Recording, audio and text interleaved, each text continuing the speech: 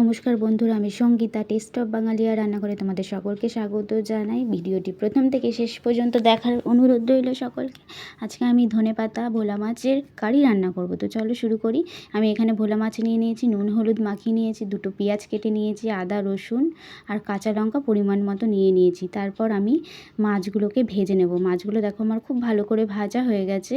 আর এদিকে আমি মশলাটা করে নেব। মশলাটাও করা হয়ে গেছে। তারপর কড়াইয়ে তেল দিয়ে দেবো, তারপর কালো জিরে ফোড়ন দিয়ে দেবো, তারপর পেঁয়াজ কুচিগুলো দিয়ে ভালো করে ভেজে নেব। আমার পেঁয়াজ ভাজাটা হয়ে গেছে। তারপর আমি মশলাটা দিয়ে দেব।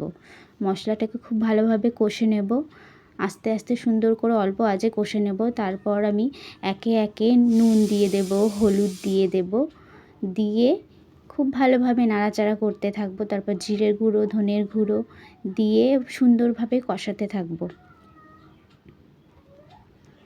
খুবই আস্তে আস্তে কষাতে হবে। তারপর আমি একটুখানি কাশ্মীরি লঙ্কার গুঁড়ো দিয়ে দেব, রঙটা খুব ভালো আসার জন্য। আমি পুরো রান্নাটাই কাঁচা লঙ্কা দিয়েই করেছি, শুধু রঙের জন্য কাশ্মীরি লঙ্কার গুঁড়ো ব্যবহার করেছি। দেখো বন্ধুরা, আমার খুব সুন্দর হয়ে গেছে। আমি এখানটায় টমেটো অ্যাড করলাম। টমেটোটাকে খুব ভালোভাবে কষে আমি জল দিয়ে দেব। দেখো আমার তেল ছেড়ে গেছে মশলা থেকে। এবার আমি পরিমাণ মতো জল দিয়ে দিলাম। তারপর আমি ভোলা মাছগুলো দিয়ে দেব। ভালোভাবে মাছগুলো যেন ঝোলের সাথে মিশে যায়, খুব ভালো লাগবে খেতে।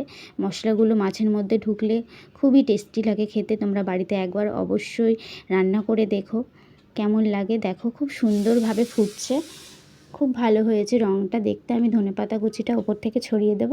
দেখো বন্ধুরা, আমার ধনেপাতা ভোলা মাছের কারি রান্নাটা খুব সুন্দর হয়েছে। ভিডিওটি ভালো লেগে থাকলে অবশ্যই লাইক, কমেন্ট, শেয়ার, সাবস্ক্রাইব করো।